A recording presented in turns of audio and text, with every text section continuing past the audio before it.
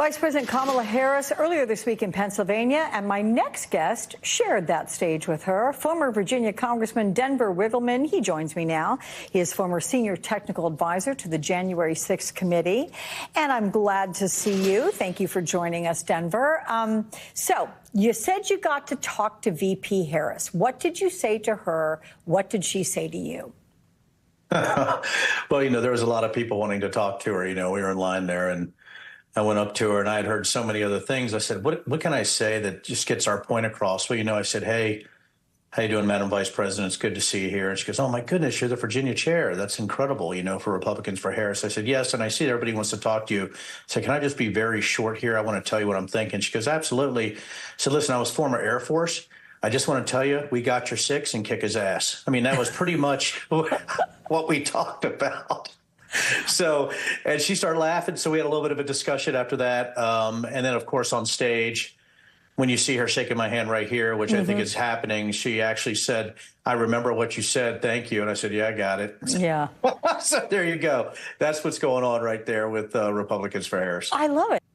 Hey, it's chilling. I mean, there's a lot of veterans in the Republican Party, as people know, and I think what gets me is that any self-respecting veteran couldn't support somebody who even hints at using the military against civilians based on voting or based on what they think is a conspiracy theory of another stolen election. And being that senior technical advisor on the January 6th committee, that's what scared me the most, is that January 6th was just a training ground.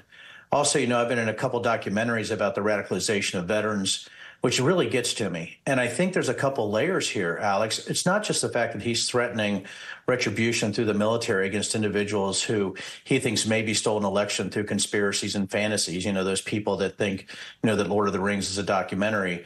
I think the other things that you have is you have veterans that have been radicalized that are actually behind that, where they actually believe that their oath means that they got to support a failed president, a conspiracy theorist, a felon, and a sexual abuser for president. So there's a lot of layers there, Alex, and I think that's what worries people in Pennsylvania, but it's what worries people across the country, and especially worries former Republicans and Republicans that are now voting for Kamala Harris, because it just doesn't make sense to the sane or the rational or the real veterans out there why anybody would support somebody saying these type of things. For most of the Republicans, it is the top issue. I think it's sort of interleaved, though, right, with the foreign policy stance of Trump and how he coddles with Putin. And if you look at traditional Republicans, real Republicans, those that actually have this sort of historical look at what the Republican Party was about in foreign policy, the people who support Trump or support Putin or who are against Ukraine are actually the rhinos to people like me. Those are the real rhinos because they don't even understand foreign policy. They're listening to disinformation on the web, and they become useful idiots to this propaganda about Putin being, a protector of religion and a protector of Christianity. So, again, Alex, there's a lot of layers. I just think the disinformation, I would say the threading of disinformation across all social media platforms from the far right, MAGA, or even paid influencers, I think is making a mark. And I think that, again, that's what worries people like me who's been involved in fighting disinformation for so long. Yeah, but this is going to be a realistic splash of cold water right now. I think what the Republicans for Harris are trying to move is only about 1% to 3% of Republicans right now. I think you have a lot of Republicans that won't pull the lever for Trump, but they're not going to pull the lever for Harris either, because you hear some just ridiculous things that, well, I can't vote for Trump, but she's a communist. Like, where do you get this, right? Well, you get it from far right media. And I think, too, I was against this film called Against All Enemies, which was about veteran radicalization. Those who have already been radicalized aren't going to be listening to incredible generals like General Milley. They're going to listen to crazies like Mike Flynn.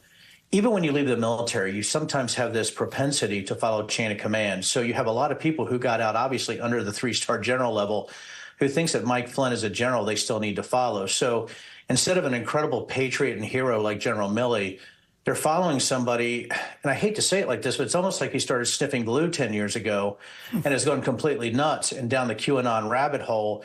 And a lot of those veterans that have been radicalized are following a three-star general like that who's retired. And that's what worries me, Alex. We really are trying to just get 1% to 3% of those Republicans to vote for Kamala, just not vote for Trump, if that makes sense. Totally makes sense. It's always sobering talking to you, my friend, but I'm glad to get the message from you. Thanks, Denver.